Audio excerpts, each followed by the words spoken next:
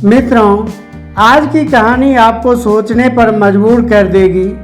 अक्सर हम कई मौक़ों पर कुत्तों का नाम लेकर मिसाल दिया करते हैं। किसी को गाली देते हैं तो कुत्ते का नाम जुबान पर आता है। गाली आदमी को देते हैं पर नाम कुत्ते का बदनाम होता है। क्या कुत्ता इतना गया गुजरा जीव है? हमने उसे कभी खिलाने पिलाने के बारे में तो सोचा नहीं, चाहे वह कितने ही दिनों से भूखा द्वार पर पड़ा हो, लेकिन हमें कभी उसका नाम इस्तेमाल करने में लज्जा नहीं आई। आपसे निवेदन है कि 5 मिनट का समय निकालकर इस कहानी को जरूर सुन लेना, शायद आपकी सोच बदल जाए। नमस्कार दोस्तों, कथा सागर बैरमन यूट्यूब चैनल में आपका दिल से स्वागत है। एक गांव में सुरेश नाम का एक लड़का रहता था। वह बहुत परेशान रहता था, बस यही सोचता रहता था कि मैंने पिछले जन्म में कौन सा पाप किया जो मुझे अभी भुगतना पड़ रहा है। एक दिन उसे पता चला कि गांव से कुछ दूर एक महात्मा रहते हैं जो सबकी समस्या सुनते हैं। अगले दिन सुरेश उस महात्मा से मिलने के लिए निकल गया। वहां पहुंचकर सुरेश ने देखा कि महात्मा अपने आश्रम में कुछ लोगों को उपदेश दे रहे थे। तभी सुरेश ने महात्मा को प्रणाम किया और कहा, गुरुदेव, मेरे मन में एक प्रश्न उठ रहा है। महात्मा ने कहा, वत्स, निसंकोच होकर मुझसे कहो, तुम्हारे मन में वह कौन सा प्रश्न उठ रहा है? तब सुरेश ने कहा, गुरुदेव, मैं यह जानना चाहता हूँ, कुत्ते को एक टुकड़ा रोटी खिलाने से मनुष्य को कौन सा फल मिलता है? तभी महात्मा ने बताया, अगर मनुष्य कुत्ते को रोटी खिलाने के 8 फायदे जान जाए तो कभी दुखी नहीं होगा। वत्स, कुत्ते को रोटी का टुकड़ा खिलाने से मनुष्य को 8 फायदे होते हैं तथा जो भी मनुष्य इन फायदों के बारे में जान जाता है उसका जीवन धन्य हो जाता है और उसको जीवन में कभी दुखों का सामना नहीं करना पड़ता है। जो भी मनुष्य पृथ्वी लोक पर कुत्ते को रोटी का एक टुकड़ा खिलाता है उसे 8 फायदे होते हैं और वह जीवन भर सुखी रहता है और उसे मृत्यु के बाद मोक्ष की प्राप्ति होती है। महात्मा ने कहा, वत्स, मैं तुम्हें एक कहानी सुनाता हूँ, ध्यान से सुनना, फिर तुम्हें सब पता चल जाएगा। एक समय की बात है, एक काले रंग का कुत्ता था। वह बहुत ही लाचार था और भूखा प्यासा था। वह गांव में सभी के घर घर जाता था, परंतु उसे कोई भी व्यक्ति रोटी का एक टुकड़ा भी नहीं देता था। वह भूख के मारे इधर उधर घूमता रहता। एक दिन वह गांव के बाहर नदी के किनारे एक ऋषि के आश्रम पर पहुंच गया और ऋषि से कहने लगा, हे मुनिवर, मुझे लगता है कि आप बहुत ही विद्वान तथा ज्ञानी हैं, इसलिए मैं भूखा प्यासा आपके पास आया हूँ। कृपा करके आप मुझे एक टुकड़ा रोटी का दे दीजिए जिसे मैं खाकर अपने भूख को शांत कर लूँ। तभी वह ऋषि कहते हैं, हे श्वान, क्या तुम्हें गांव में एक टुकड़ा रोटी का किसी ने नहीं दिया जिसे तुम खाकर अपनी भूख मिटा सको? वह कुत्ता ऋषि से कहता है, हे मुनिवर, मैं आपको क्या बताऊं, आप मेरी बातों पर विश्वास नहीं करोगे। तभी वह ऋषि कहते हैं, हे श्वान, तुम मुझे बताओ, मैं तुम्हारी बातों पर विश्वास अवश्य करूंगा। मुझे तुम बहुत ही लाचार दिखाई पड़ते हो। तभी वह कुत्ता कहता है, ठीक है मुनिवर, मैं आपको अपनी आप बीती सुनाता हूँ। कुत्ता ऋषि से कहता है, हे मुनिवर, दुनिया के लोगों, हम पर रहम करो। हमारा कोई घर नहीं होता, कोई आसरा नहीं होता, कमाकर खाना हमें नहीं आता, हमें वस्त्र भी पहनने का ज्ञान नहीं है, इसलिए सर्दी, गर्मी और बरसात में हम ऐसे ही घूमते रहते हैं। हमें पढ़ना लिखना भी नहीं आता। मुनिवर, आपकी तरह हमें अनुशासन नहीं आता, हमें आपकी तरह बोलना नहीं आता, यह हमारा दुर्भाग्य ही समझिए। परंतु हमें आपकी तरह भूख भी लगती है। चोट लगने पर हमें आपकी तरह पीड़ा भी होती है। हमें आपकी तरह रोना भी आता है। बस इन्हीं 3 कामों में हम आपकी बराबरी करते हैं। इसलिए हम पर दया दिखाइए, हमें और कष्ट मत दीजिए। ईश्वर ने तो हमें वैसे भी कष्ट देकर ही भेजा है, ऊपर से आप लोग हमें परेशान करते हैं। हम आपकी तरह मनुष्य नहीं हैं, हम पराधीन जीव हैं। जब हमारा जन्म हुआ उस समय हमारे आँख कान बंद थे। कह नहीं सकते कि उस समय हमारे जन्म पर किसने खुशियाँ मनाई होगी। आपके जन्म पर जैसे नाच गाना होता है, बाजे बजाए जाते हैं, खुशियाँ मनाई जाती है, हमारे जन्म पर भी यह सब हुआ होगा। हमारे जन्म पर किसने खुशी मनाई होगी। हम जिस बिछौने पर थे वह रुई का नरम तो था, सर्दी बिल्कुल नहीं लगती थी। मैं मन में सोच रहा था कि किसी बड़े घर में पैदा हुआ हूँ, लेकिन जब हमारी आँख खुली तो मैंने देखा कि हमारी माँ, जिसे आप लोग कुतिया बोलते हो, वह अपने 5 बच्चों को छाती से चिपका कर एक राख के ढेर पर पड़ी थी। हम 5 भाई थे, बाकी 4 भाई तो लाल और भूरे रंग के थे। मैं अकेला ही काले रंग का था। सबसे छोटा मैं ही था, इसलिए कमज़ोर था। मेरी माँ हम लोगों के पास कम ही आती थी, क्योंकि उसे भी अपने भोजन की व्यवस्था करनी पड़ती थी। यदि वह न खाती तो हमें दूध कहाँ से पिलाती। उसी एक माँ पर हम 5 भाई निर्भर थे। वह बेचारी अपने भोजन के लिए इधर उधर दौड़ती रहती थी। कभी भोजन मिल भी जाता था, कभी नहीं भी मिलता था, लेकिन वह हमेशा हम 5 का बड़ा ही ख्याल रखती थी। आखिर वह हमारी माँ थी। वह रात भर जागकर गांव की रखवाली करती थी। किसी की मजाल नहीं था कि कोई अनजान आदमी बुरी नीयत से गांव की तरफ झांक भी जाए। दूसरे गांव के कुत्ते भी हमारी माँ के डर से गांव में नहीं आते थे। गांव में किसी किसान के खेत में कोई जानवर खड़ी फसल को खाने आते तो हमारी माँ उसे दौड़ कर भगा देती। गांव वालों के लिए इतना सब करने के बाद भी कोई मनुष्य तो हमारी माँ को भोजन तक नहीं देता था। भोजन के लिए हमारी माँ को मजबूर होकर छीना झपटी करनी पड़ती थी। कई बार तो लोग उसे लाठी डंडों से पीट पीट कर भगा देते थे।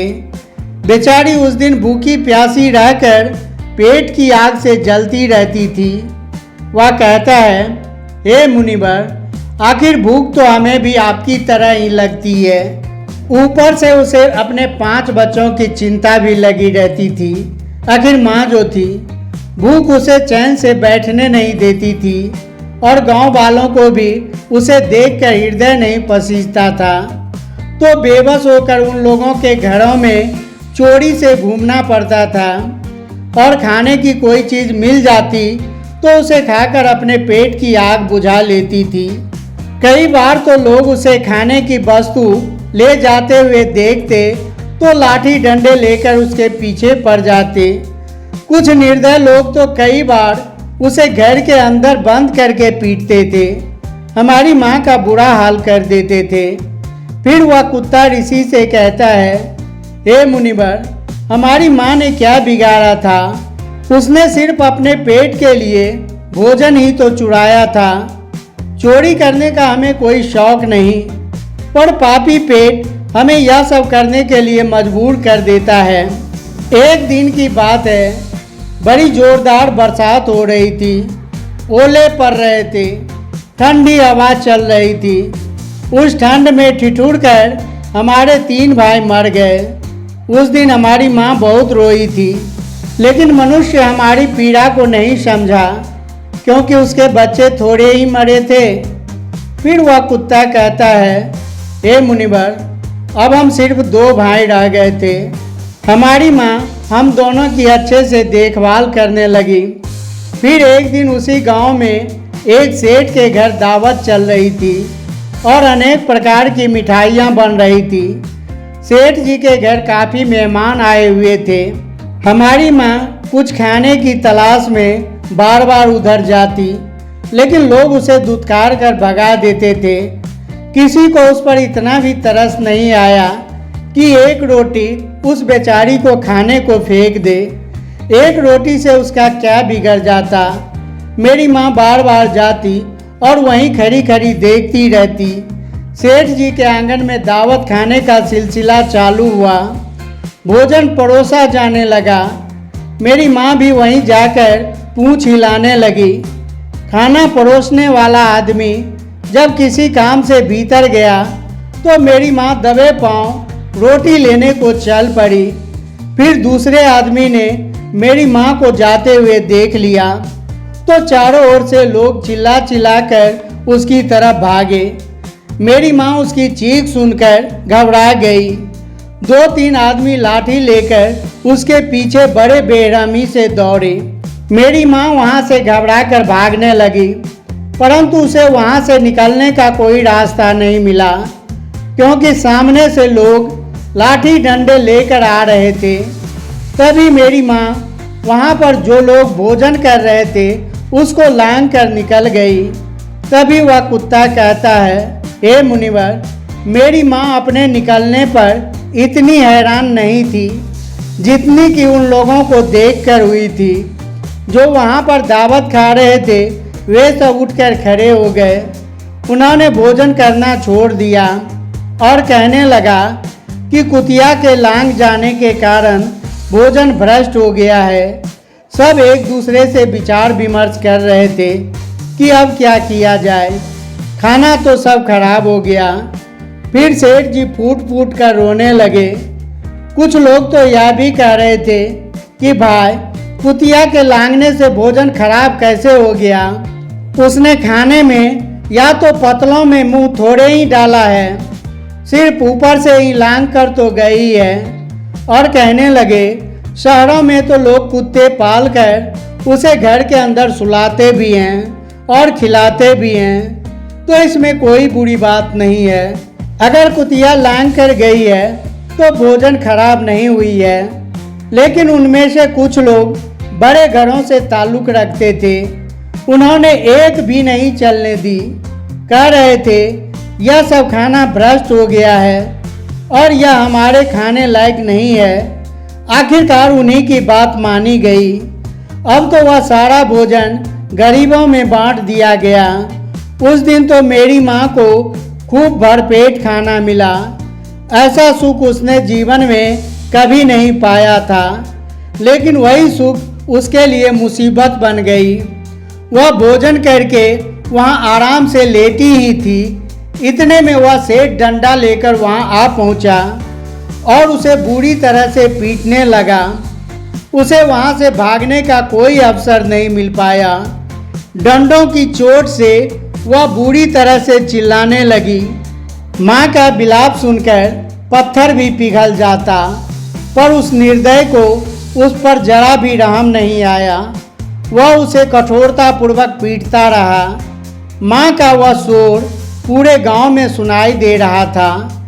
तब कुछ लोग आए और उसे समझाते हुए बोले, सेठ जी, जाने दो, भूख में तो आदमी की भी बुद्धि भ्रष्ट हो जाती है। यह तो एक पशु है, इसे अच्छे बुरे का क्या ज्ञान। अब इसे मारकर आपको क्या मिलेगा। जो होना था सो हो गया। लोगों के समझाने के बाद उसने हमारी माँ को पीटना बंद किया। फिर बड़ी मुश्किल हालात में वह हमारे पास आई। माँ ने आकर सारी कहानी हम दोनों भाइयों को सुनाई। हमने सोचा कि कितना कष्ट भरा है हम कुत्तों का जीवन। आदमी एक रोटी के टुकड़े के बदले एक चोर के जितना पीटता है। बेकार हैं ऐसे लोग जो हम लोगों की पीड़ा को नहीं समझते। वह कुत्ता कहता है, हे मुनिवर, एक दिन की बात है, उसी गांव के बाहर एक ब्राह्मण आकर ठहरा हुआ था। उसने अपने भोजन के लिए एक जगह चूल्हा बनाया, उस पर दाल बनाने के लिए रख दी। उसके बाद आटा गूंद कर रख दिया। वह वहीं पास में कुएं पर पानी लेने चला गया। इधर कहीं से मेरी माँ भी घूमती हुई वहीं पर पहुँच गई। उसने आटे को देखा तो सोचने लगी, शायद इस आटे का कोई मालिक नहीं है। यही सोचकर वह उस आटे को खाने लगी। उधर उस ब्राह्मण ने कुएं के पास से देखा कि उसका आटा एक कुतिया खा रही है, तो वह बड़ा दुखी हुआ।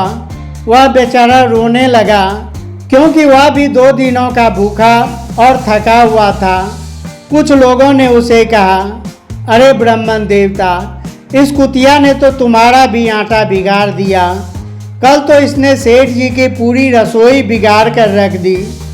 ब्राह्मण दुखी होता हुआ बोला, भाई मुझे क्या मालूम था, यह दुष्ट कुतिया मेरे आटे को खाने के लिए घात लगाए बैठी है। ब्राह्मण ने आओ देखा न ताओ, लाठी लेकर उस कुतिया के ऊपर टूट पड़ा। माँ उस आटे को ठीक से खा भी नहीं पाई थी, पर उससे ज़्यादा उस पर लाठी बरस गई। महीनों तक मेरी माँ लड़खड़ाते हुए घूमती रही। तब उस दिन समझ में आया कि आदमी कितना खुदगर्ज है। हम उसका कोई भी कार्य करते हैं तो भी वह हमें नहीं समझता। आगे वह कुत्ता कहता है कि हे मुनिवर, हमारी कमी यह है कि हम उन्हीं मतलबी इंसानों के अधीन रहना चाहते हैं जो हमें कष्ट देते हैं। जो हमें प्यार से खिलाता है, हम उसके कितने काम आते हैं उसे यह नहीं पता।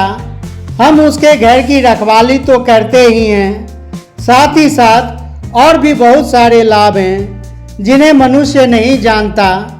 महात्मा ने कहा, यदि मनुष्य कुत्ते को रोटी खिलाने के फायदे जान ले तो अपने जीवन में होने वाले नुकसान से बच सकता है। आज मैं आपको बताऊंगा कि कुत्ते को रोटी खिलाने के 8 फायदे। मनुष्य को पता नहीं है कि जब भी घर में रोटी बनाई जाती है तो सबसे पहली रोटी गौ माता की होती है और पिछली रोटी कुत्ते की होती है। महात्मा ने कहा, ऐसा ही विधान भगवान ने बनाया था, लेकिन भगवान के बनाए उस विधान को भूलकर मनुष्य अगली और पिछली रोटी स्वयं ही खा जाता है। इसका दुष्प्रभाव उसके जीवन पर पड़ता है। कुत्ता वह प्राणी है जिसको रोटी खिलाने से मनुष्य के जीवन में पड़ने वाले ग्रहों के दोष भी दूर हो जाते हैं। महात्मा ने कहा, कुत्ते को रोटी खिलाने का पहला फायदा, कुत्ते को रोटी खिलाने से शनि का नकारात्मक प्रभाव कम हो जाता है। शनि ग्रह जब अपनी कुदृष्टि डालता है तो मनुष्य बर्बाद हो जाता है। जिस व्यक्ति पर उसकी महादशा आरंभ हो जाती है तो बने बनाए काम अपने आप बिगड़ने लगते हैं और वह मनुष्य आर्थिक तंगी का शिकार हो जाता है। उस स्थिति में व्यक्ति यदि कुत्ते को रोटी खिलाता है तो उस पर शनि का दुष्प्रभाव बहुत ही कम हो जाता है। कुत्ते को रोटी खिलाने का दूसरा फायदा, कुत्ते को रोटी खिलाने से भाग्य आपके पक्ष में हो जाता है। आपके घर के अंदर नकारात्मक शक्ति नष्ट हो जाती है। कुत्ते को रोटी खिलाने का तीसरा फायदा, कुत्ते को रोटी खिलाने से माता लक्ष्मी प्रसन्न हो जाती है और आपके घर में धन दौलत की कभी कमी नहीं रहती।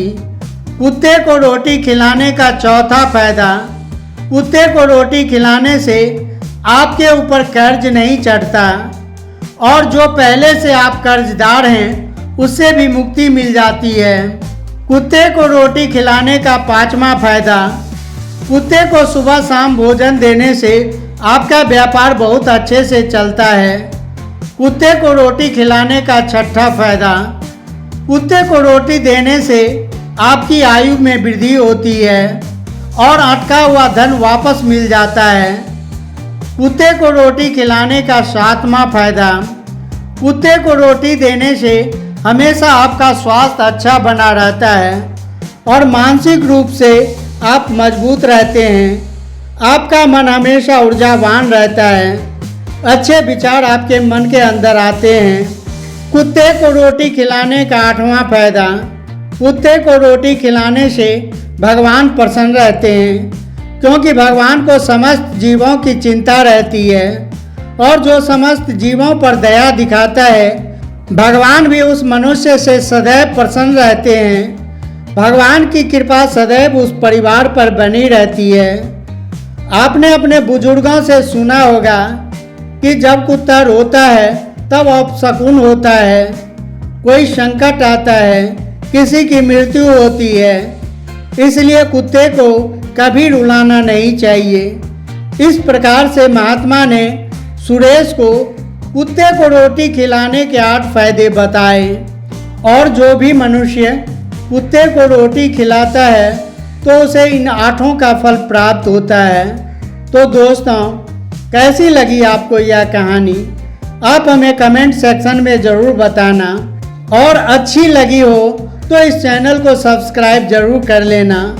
तो चलिए मिलते हैं ऐसी ही कोई और नई कहानी में।